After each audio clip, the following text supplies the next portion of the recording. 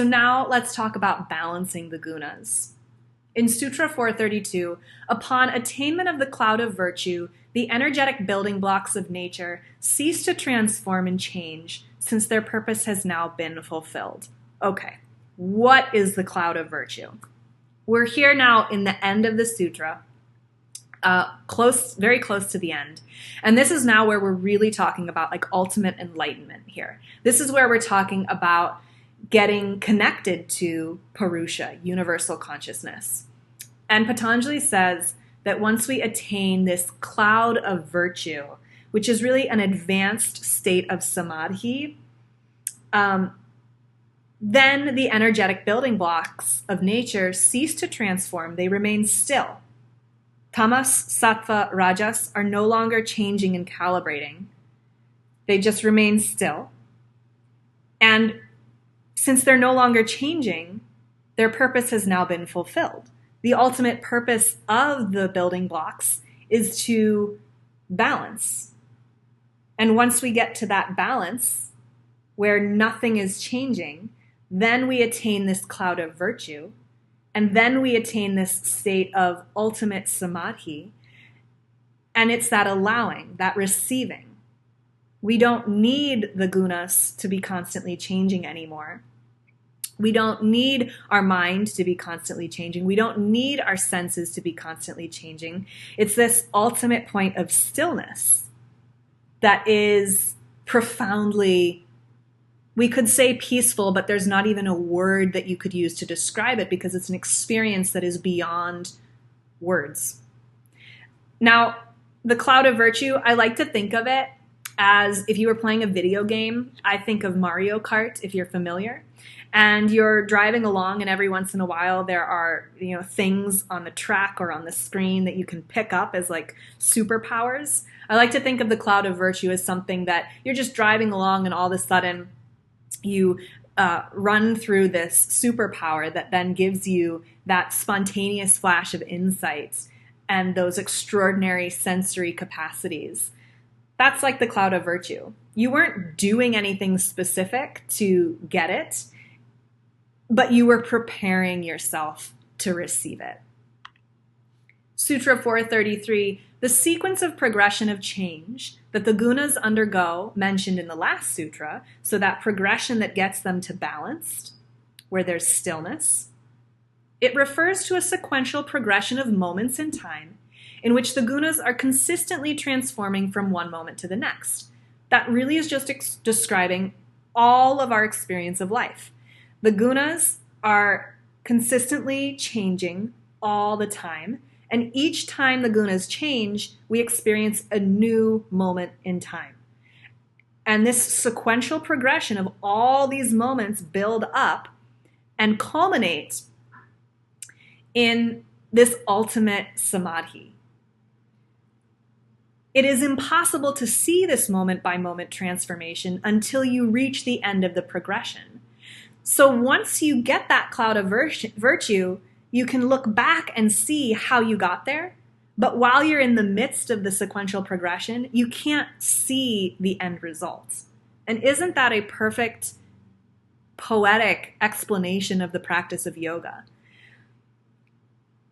Once let's like make this really specific and get really granular. Once you master crow pose, let's say, or once you master wheel pose, or whatever asana has been challenging for you, once you get there, all of a sudden a light bulb clicks and you're like, oh, now I understand how I need to use my core and how my core integrates with my hips and my shoulders, and how each part of my body needs to align so perfectly to get me to this point where I can balance perfectly in crow or in handstand, or where I can be in wheel.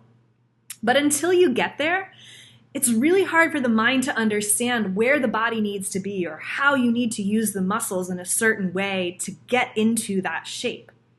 So you can't see that moment-by-moment transformation until you reach the end of the progression. But once you reach the end of that sequence of moments, you reach the end of time. You master yoga. You master universal consciousness. You're there. And now there's no more time.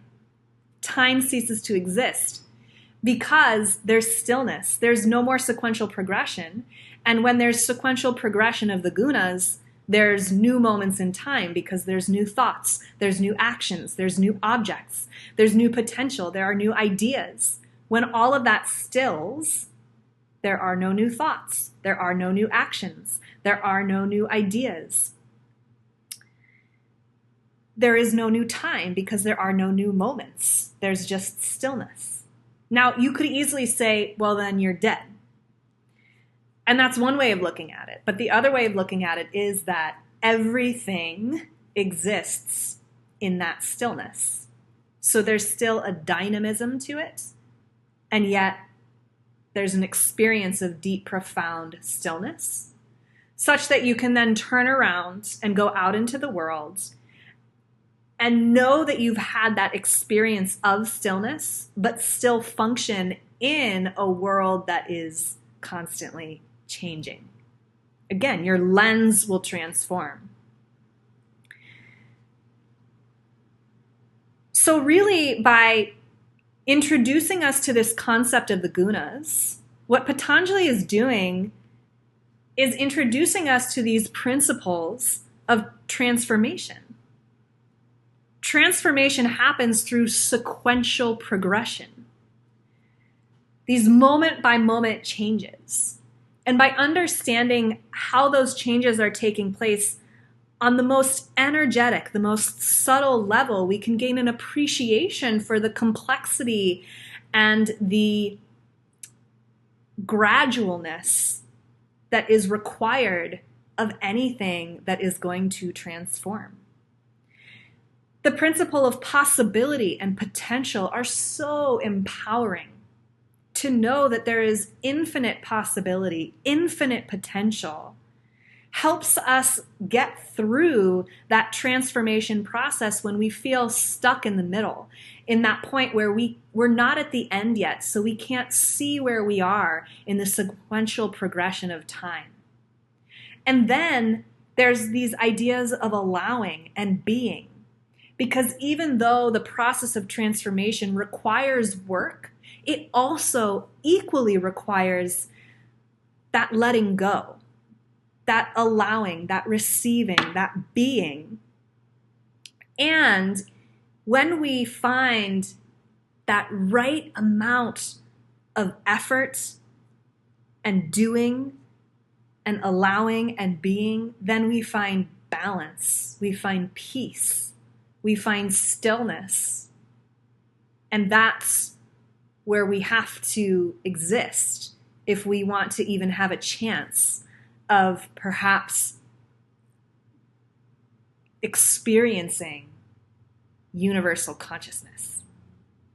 So I know that that is a lot. And no, maybe your students are not interested in universal consciousness. Maybe they're just interested in trying to get to a sattvic state. And there's nothing wrong with that. These principles, transformation, possibility, potential, allowing, being, balance, they apply to sattva just as much as they apply to purusha and universal consciousness. I hope that this has been helpful and that this has been inspiring to you in understanding how your own mind can change and transform, how your own actions can change and transform, how ideas and beliefs can change and transform. There is hope. Sometimes it just requires diving deep into really complex philosophical concepts. Deep breath. Take what lands and leave the rest. Namaste.